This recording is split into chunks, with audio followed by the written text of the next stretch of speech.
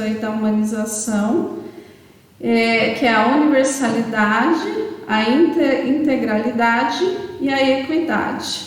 Então é outro conteúdo importante de vocês saberem, porque como cuidador de idoso, vocês vão estar acompanhando essas pessoas até uma unidade de saúde, até um hospital. Então é importante vocês saberem que existe isso e o quanto é essencial, né, que cada local que vocês forem estar adentrando, né, nessa instituição de saúde possa garantir isso para esse idoso ou para qualquer outra pessoa. O que seria a universalidade? Vamos pensar já pelo nome, né? Universalidade, já começa lá pela ideia desse novo sistema, né? Que é garantir o direito à saúde a todos os brasileiros. Como eu falei lá no começo, né? Cada etapa aí era um certo tipo de pessoas que eram cuidados, né? Agora, com a entrada do SUS, com a entrada da humanização, com esse princípio, a gente percebe que, né, aí é uma prática diferente, realmente para garantir para que todas as pessoas, que não tenha discriminação nenhuma, que todos tenham acesso ao serviço de saúde oferecido pelo SUS. Então é extremamente relevante isso para a consolidação da democracia, né? E não é mais agora, né, com a universalidade, não é mais para aquelas pessoas ligadas à previdência, de carteira assinada. Qualquer um que chegue numa instituição de saúde, ela tem o direito de ser atendida, né? Toda a população. O outro princípio é a integralidade. Então, é a integralidade. O que seria essa integralidade? Ela está relacionada a uma compreensão do ser humano, atender todas as suas necessidades. Então, eu gosto de dividir essa integralidade em duas partes. A primeira é, se eu vou atender uma pessoa numa instituição de saúde, percebo, né, que ela precisa de algo a mais, né? Ela tem lá uma diabetes, mas de repente está apresentando algum quadro de depressão, ou, né, a própria diabetes precisa de uma nutricionista. Então, o que eu vou fazer? Eu vou dar continuidade nesse tratamento. Eu vou prevenir que a pessoa adoeça ainda mais. Então eu vou, dependendo do que eu perceber nesse atendimento, eu vou oferecer outros tipos de assistência para ela, né? Que não seja só assistência curativa, mas a preventiva também. Então, psicólogos, nutricionistas, fisioterapeutas.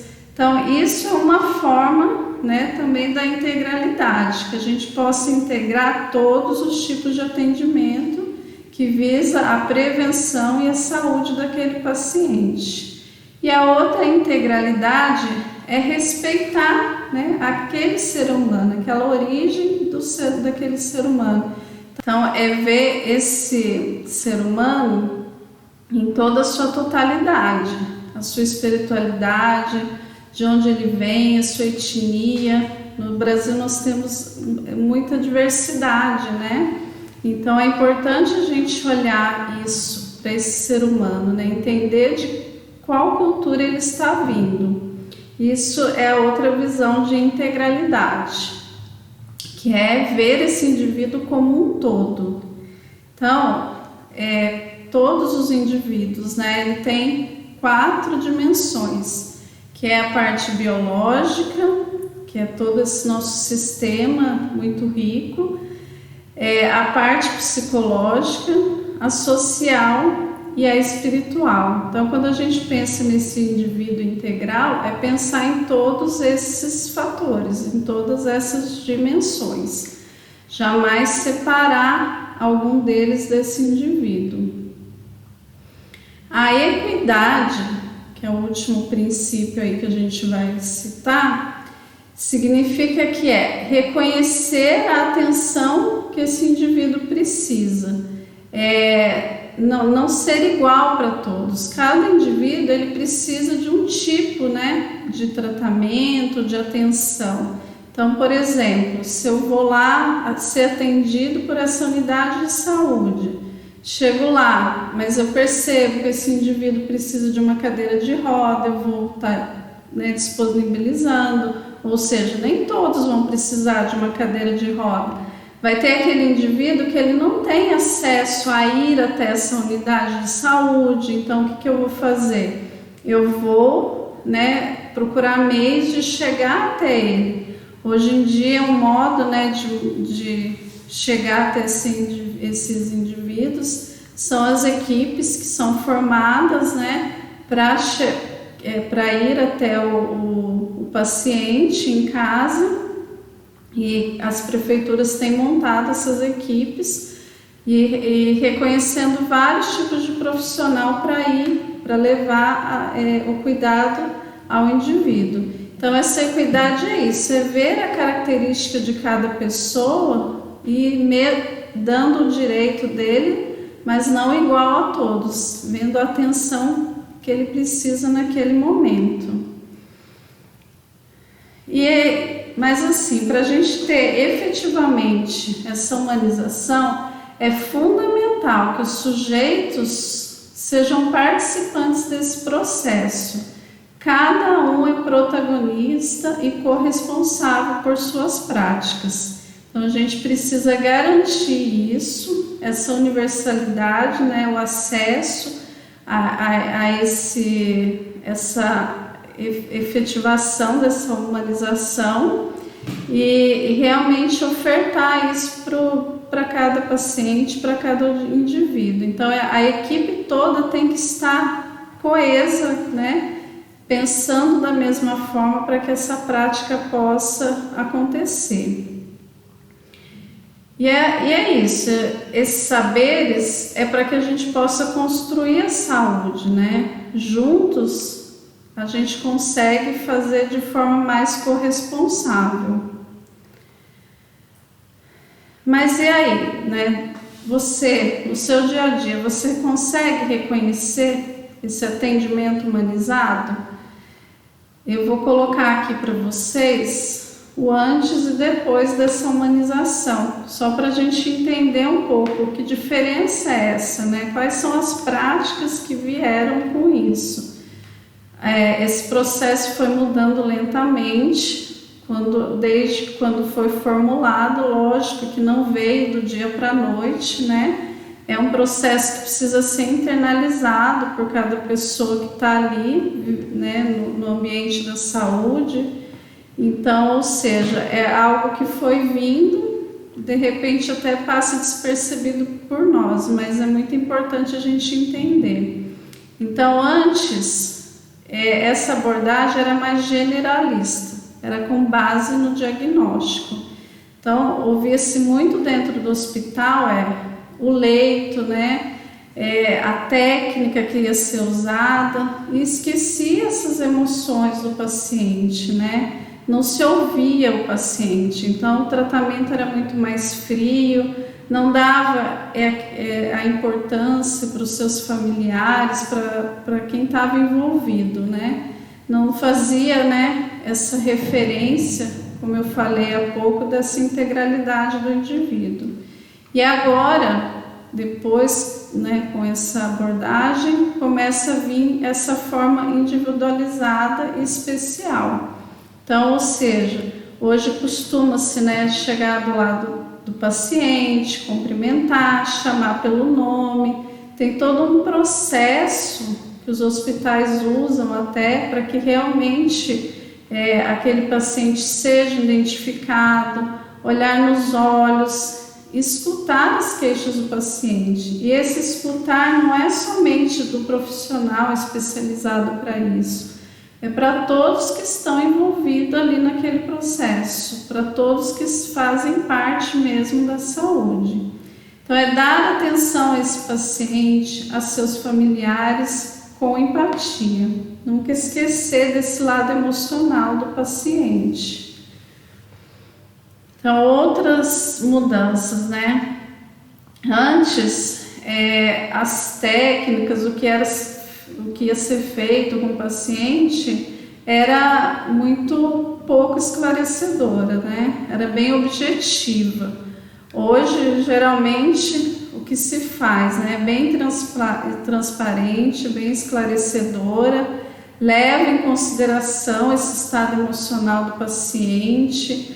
A gente pode perceber, para quem já ficou hospitalizado, já acompanhou algum cuidador de idoso aí que já está na atuação, ou mesmo que já acompanhou um parente no hospital, sempre que vai dar uma medicação, fala o que está sendo dado, o que está sendo feito, né? Tem todo esse cuidado de estar explicando para o paciente o que está acontecendo com ele naquele momento. E sempre também levando em consideração os familiares e também explicando para esses familiares. Eles têm sempre uma atenção também quando fica em dúvida, né? O que realmente vai acontecer, qual que é o processo, como esse paciente está naquele momento. Outra coisa que mudou muito é essa forma superior, né, da equipe técnica que dentro do hospital.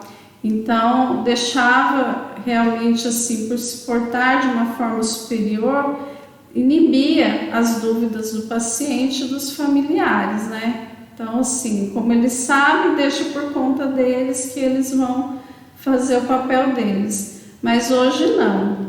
É importante, né, transmitir essa segurança, ter esse diálogo com o paciente, deixar que ele pergunte.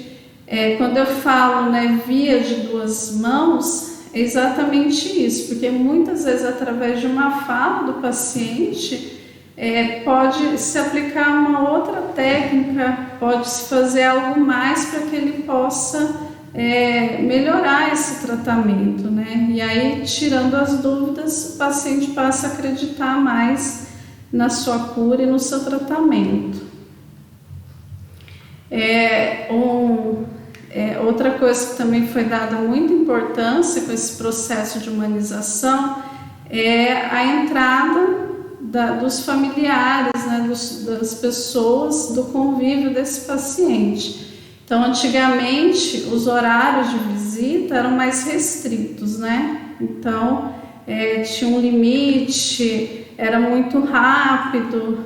Agora não, os hospitais têm aberto mais esse horário para o paciente receber essas pessoas, para que esteja mais ali do lado dele, para confortá-lo mais. Então, tem aí uma garantia de visita aberta, né? Através até de presença de acompanhante, respeitando, lógico, a dinâmica de cada unidade hospitalar e também respeitando as necessidades de cada paciente e do seu acompanhante.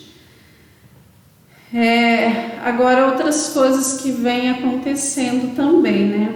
A ouvidoria, né, precisa estar sempre funcionando, o hospital tem que estar sempre aberto para ouvir tanto o paciente como os familiares. Então, essa ouvidoria tem que estar funcionando.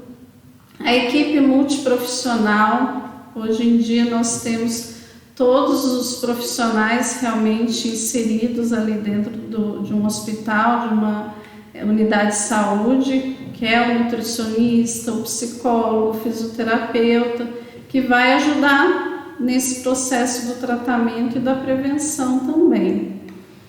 Existe também agora a deshospitalização, ou seja, para que esse paciente, dependendo do cuidado que ele precise e que possa, né, estar em casa, também já está sendo feito isso, levando esse paciente para sua casa para que ele possa então ter outras alternativas de tratamento que não precise estar muito tempo hospitalizado.